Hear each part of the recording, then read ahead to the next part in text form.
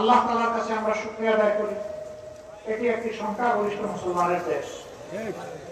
এই দেশের পাড়ায় মহল্লায় গলিতে অলিতে সব জায়গায় অগণিত ওলি আব্দালের লাশ শুয়ে আছে।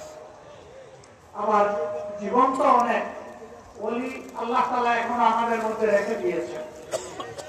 অসংখ্য মসজিদ মাদ্রাসা খানকার প্রিয় দেশ।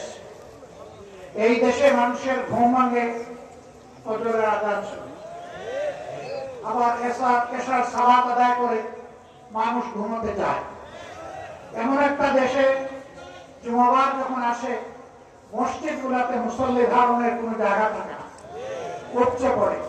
রাস্তাঘাটে মসজিদের ছাদে অনেক সময় দুয়ারের ছাদেও মানুষ দাঁড়িয়ে দেয় না। সেই দেশটিতে অত্যন্ত আফসোসের বিষয়, আমরা মুসলমান হওয়া সত্ত্বেও ইসলামের কানুন গত শুধু 54 বছর নয়, এর আগে 23 বছরে আমরা কায়েম করতে পারি না। এ দায় আমাদের।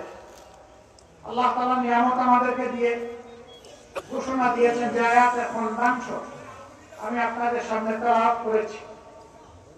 আল্লাহ তাআলা এখানে ইরশাদ করেছেন, আল-ইয়াওমা আকমালতু লাকুম দীনাকুম, আজকের এই দিনে তোমাদের জন্য কিভাবে তোমরা চলবা সেই বিধান, সেই দিন আমি পরিপূর্ণ করে দিলাম, কামালিয়ত দান করলাম।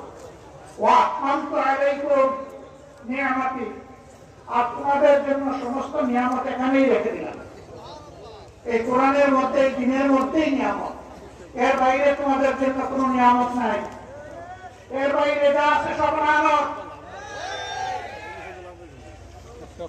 ওয়ারাদিতু লাকুমুল ইসলাম দীনা, আপনাদের জীবন বিধান হিসাবে, তোমাদের দিন হিসাবে আমি ইসলামকে মনোনীত করে দিলাম। এই ফতোয়া কে দিয়েছেন? আল্লাহ রাব্বুল আলামিনের ফতোয়া পরিবর্তনের শক্তি কারো আছে না। কারণে আফসোসের বিষয়, আমরা নিজ ঘর সোনা দানা মণিমুক্তায় পরিপূর্ণ থাকা সত্ত্বেও বিদ্যুতের মতো আমরা ডানে এবং বামে হাত বাড়াই। ফিরে আসতে হবে নিজের ঘরে। আল্লাহ যে নিয়ামতের ভান্ডার আমাদেরকে দান করেছেন,